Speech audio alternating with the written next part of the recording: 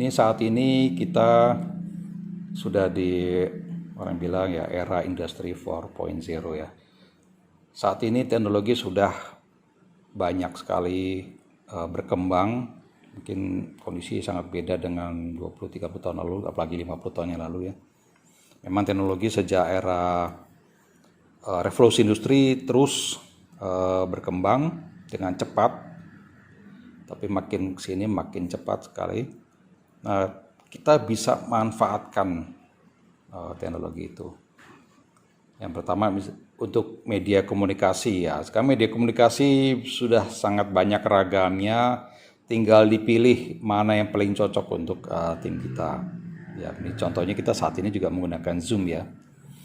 Dan orang banyak mungkin menggunakan WhatsApp, kita juga bisa pakai ya Line atau Facebook atau apa. Banyak sekali pilihan. Cari media komunikasi yang paling efektif sehingga antara fasilitator, anggota tim, quality activity, juga mungkin manajemen, customer, supplier atau siapa itu bisa berkomunikasi dengan mudah walaupun tidak bertemu secara fisik ya. Jadi gunakanlah media komunikasi online dengan baik. Tapi dengan sistem ya, artinya jangan sporadis coba ini coba itu. Jadi sepakati sistem apa yang digunakan. Mungkin dengan pihak tertentu pakai apa, pihak lain pakai apa. Dan penggunanya juga dipantau ya. Misalnya WhatsApp ya. WhatsApp itu kita juga bisa copy chattingnya ya, daftar chattingnya. Kita bisa save, ekspor mungkin di Google Drive atau apa, sehingga bisa ditelusurin ini dulu hasil diskusinya seperti apa, bisa tertelusur. Jadi komunikasinya terekam dengan baik.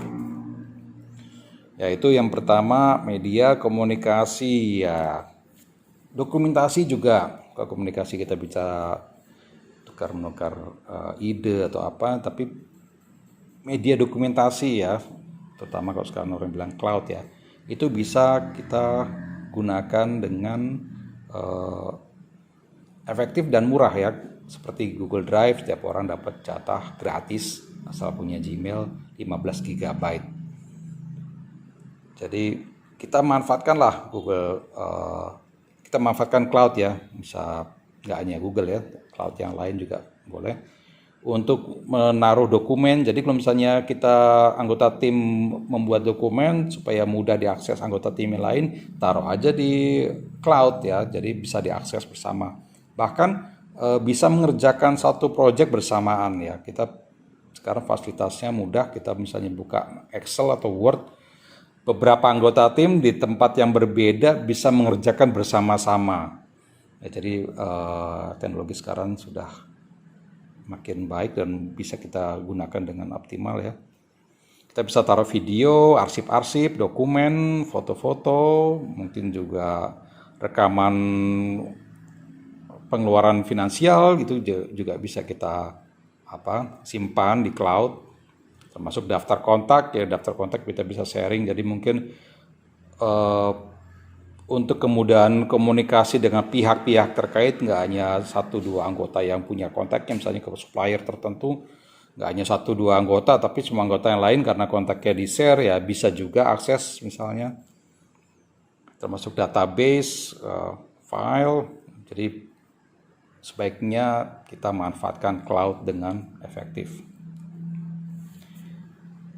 Kemudian sumber informasi ya, kalau cloud itu kita menaruh data, menaruh apa untuk di-sharing ya. Tapi pada saat kita membutuhkan informasi, mungkin cari ide atau cari kemungkinan akar penyebab atau cari referensi-referensi, itu kita juga gunakanlah data online ya. Search engine, sekarang kita bisa cari data di internet ini seperti perpustakaan raksasa ya. Ilustrasinya ini konon ini daerahnya ruangan tempat penyimpanan datanya Google ya. Jadi perpustakaan masa kini berbeda dengan masa dulu ya. Kalau masa dulu buku-buku, kalau sekarang harddisk dijejer di lemari-lemari isinya harddisk semua. Dan data elektronik ini jauh lebih efisien. Ilustrasi ya, buku Harry Potter 856 halaman itu butuh file hanya sekitar 3,34 megabyte. Satu buku Harry Potter yang tebal hanya penyimpanan 3,34 megabyte. Sekarang kita punya flash disk aja isinya udah mungkin 16 GB, 32, 64 GB.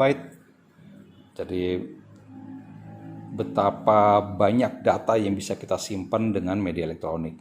Nah, untuk kita cari data-data di internet itu juga peluangnya luas sekali. Tapi kalau cari data, kalau saya cenderung coba dengan multi bahasa ya. Kalau kita hanya search lewat bahasa Indonesia, kadang-kadang mungkin ada referensi dari menggunakan bahasa Inggris. Nah, mungkin bahkan ada referensi-referensi tertentu mungkin menggunakan bahasa entah Jepang, Jerman. Jadi, dan sekarang toh ada Google Translate, juga mudah. Kita mau cari sesuatu yang mungkin solusinya ada di Jepang, kita pakai aja Google Translate, kita search di search engine mungkin Google, nanti kita dapat datanya yang di Jepang, translate lagi, ya kita bisa dapat informasi itu. Ya, jadi gunakan dengan efektif ya sumber informasi online. Kemudian untuk pelaporan dan publikasi ya, pelaporan publikasi itu juga gunakan online, sebaiknya tidak hanya dengan satu komputer PC terus kemudian nanti di print dan distribusi. Sebaiknya gunakan online. Pertama, kita ramah lingkungan ya, paperless.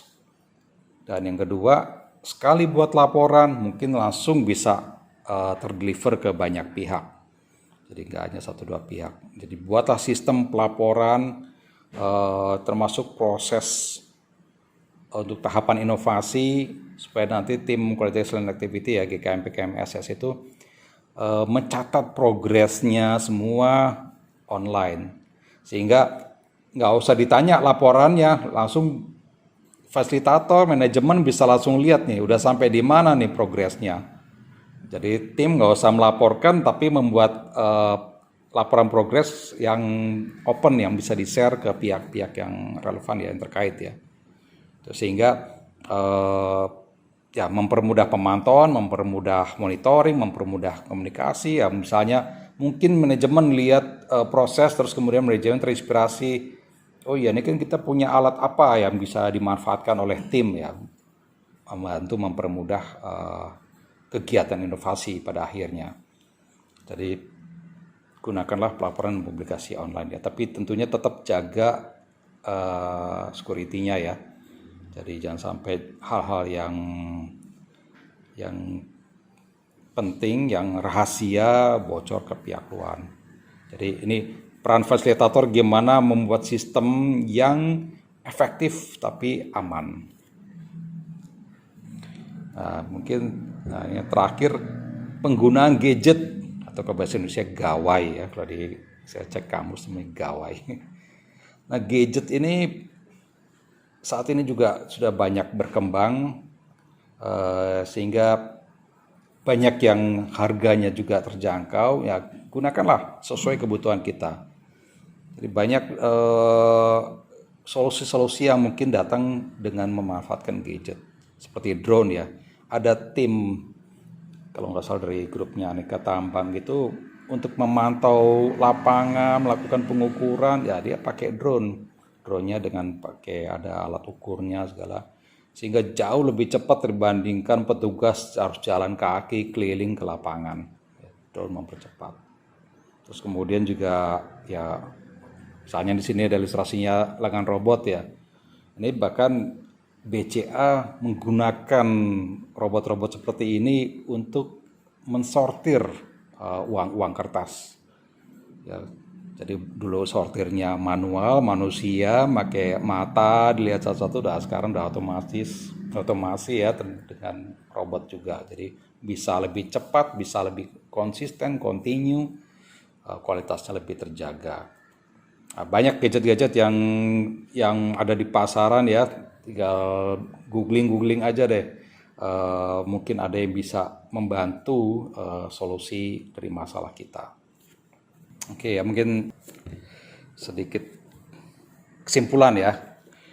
Jadi kita sebagai fasilitator itu punya peran sangat penting ya, sangat penting. Kita bisa menghasilkan tim-tim hebat yang kita bina. Kita bisa membantu pimpinan organisasi mencapai tujuannya. Jadi pimpinan organisasi ini kan perannya adalah harus punya tujuan ya, visi misinya kemana. Nah, fasilitator ini membantu manajemen mencapai tujuannya dengan menggerakkan tim-tim pelaksana ya, quality excellence activity, untuk terus mendorong dengan inovasi-inovasinya. Jadi peran fasilitator itu sentral di tengah, sehingga saya pikir kita kalau jadi fasilitator ya harus manfaatkan peluang itu supaya kita bisa berkarya dengan banyak manfaat ya. Kita membantu pimpinan mencapai tujuannya, membantu anggota tim bisa bekerja dengan lebih efektif, lebih efisien, lebih menyenangkan, lebih aman, lebih sehat. Ya, jadi manfaatnya banyak kita sebagai fasilitator. Jadi kita harusnya antusias.